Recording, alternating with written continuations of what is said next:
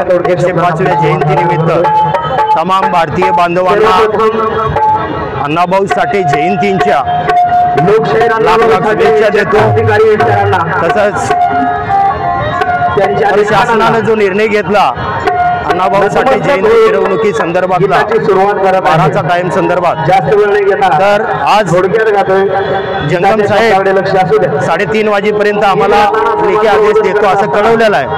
मुख्यमंत्री साहेबांनी त्यांना फोनवर बोललेलं आहे। त्यामुळे भारतीय दलित महासंघाच्या वतीनं मुख्यमंत्र्याचं अभिनंदन करतो आणि जंगम साहेबांचं बी अभिनंदन करतो आणि पुन्हा एकदा तमाम भारतीय बांधवांना अण्णाभाऊ साठे जयंतीच्या लाख लाख शुभेच्छा देतो। एवढंच बोलतो, 2 शब्द संपवतो। जय भीम जय भारत। डॉक्टर अण्णाभाऊ साठे यांच्या 105व्या जयंतीनिमित्त सर्वांना, सर्व मातंग बांधवांना, सर्वांना बहुजनांना शुभेच्छा।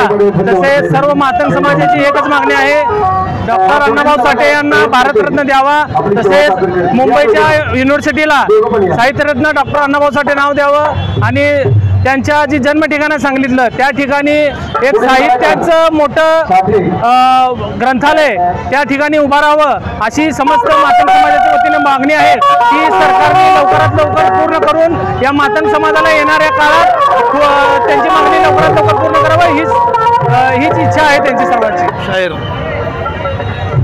समाज सुधारक अण्णाभाऊ साठे यांच्या 105व्या जयंतीनिमित्त सर्व माझ्या महाराष्ट्रातल्या बांधवांना हार्दिक हार्दिक शुभेच्छा। अण्णाभाऊ साठेंचा इतिहास सांगितला। अण्णाभाऊ त्यांच्या शाहिरीतून विश्वरत्न परमपूज्य महामानव डॉक्टर बाबासाहेब आंबेडकर सांगायचे आणि अण्णाभाऊ साठे यांनी समाज सुधारण्याचं काम अतिशय कमी वेळामध्ये समाजाला अतिशय चांगल्या पद्धतीने शाहिरीच्या माध्यमातून अण्णाभाऊ साठेने प्रबोधन केलेलं आहे। तेव्हा प्रबोधनकारक लोकशाहीर अण्णाभाऊ साठेंचा विजय असो। लोकशाही अण्णाभाऊ साठे यांच्या जयंतीनिमित्त मी तमाम यांचे नाव देण्यात आले आहे नागरिकांना,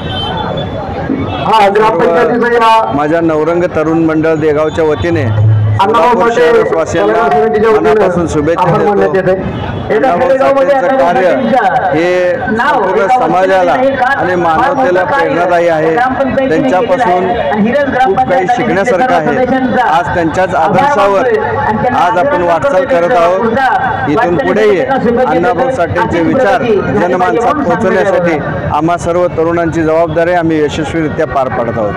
साहित्यरत्न सत्यशोधक लोकशाहीर अण्णाभाऊ साठे यांची आजची ही 105वी जयंती या संपूर्ण महाराष्ट्रामध्ये बहुजन समाजाच्या वतीनं आजचा हा उत्सव अतिशय जल्लोषामध्ये साजरा केला जातो। परंतु या देशातील आणि राज्यातील सरकार अण्णाभाऊंच्या माध्यमातून उदासीन आहे असं या ठिकाणी स्पष्टपणे दिसून येत आहे की जे राम मंदिर बांधण्याकरता वाटेगावची माती नेण्यात आली, पण ज्या वाटेगावच्या मातीमध्ये अण्णाभाऊचा जन्म झाला त्याच अण्णाभाऊला भारतरत्न देण्यासाठी त्यांची जात आडवी येते ही या देशातील शोकांतिका आहे। आणि ही शोकांतिका महाराष्ट्र सरकारच्या देखील डोक्यात तशीच आहे की महाराष्ट्र सरकार देखील आजसुद्धा अण्णाभाऊंना कोणत्याच पुरस्कारानं सन्मानित करत नाही आहे। कारण का? अण्णाभाऊ हे विद्रोही साहित्यिक आहेत आणि या अण्णाभाऊंच्या साहित्यानं या देशामधल्या प्रत्येक बहुजनाच्या मनमनगट मनामध्ये क्रांती निर्माण होते।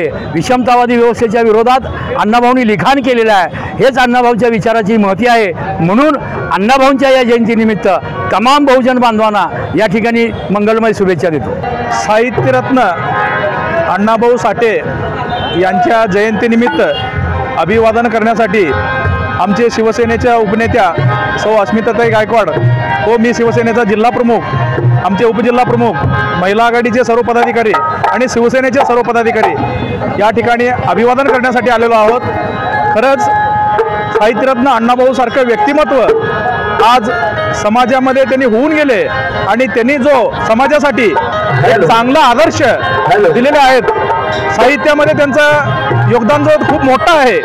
मग ह्या त्यांच्या जयंतीच्या माध्यमातून सर्व समाज बांधवांना एवढंच आवाहन करतो की साहित्यरत्न अण्णाभाऊ साठेचे जो विचार आहेत तो विचार सगळ्या समाजाने सगळ्या धर्मांनी अंगीकारावा आणि त्यांच्या विचाराचं बाईक म्हणून आपण समाजामध्ये काम करावं। आज साहित्यरत्न अण्णाभाऊ साठे यांच्या जयंतीनिमित्त शिवसेना उद्धव बाळासाहेब ठाकरे पक्षाचे